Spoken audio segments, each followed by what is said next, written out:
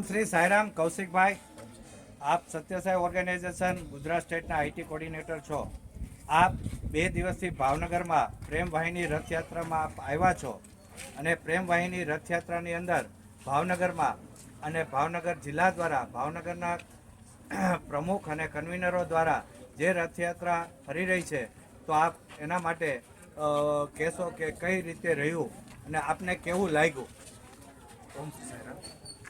સૌથી પહેલું તો યુનિક વસ્તુ એક બધી જગ્યાએ હોય છે, અહીંયા પણ છે કે જે બધા જ સેવાભાવી ભક્તો, district president, state president, district president plus આપણા સેવાદળ કોર્ડિનેટર અને આશીષભાઈ, એ બધાનો સંપ અને લીડર, એમનું જે નેતૃત્વ છે એ એકદમ અદ્ભુત હતું.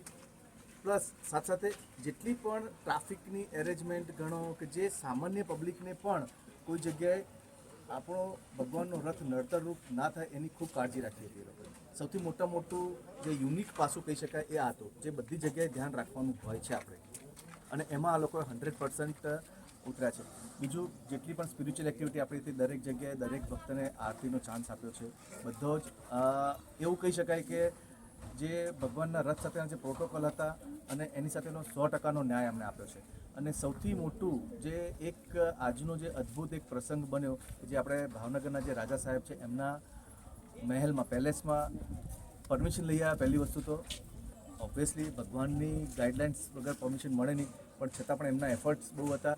પ્લસ જે રાજા સાહેબ અત્યારે હયાત છે એમની પણ હિસ્ટ્રી જાણવા મળી કે એમનો જન્મ પણ ભગવાનના આશીર્વાદથી થયો છે અને એમનું નામકરણ ભગવાને કરેલું છે.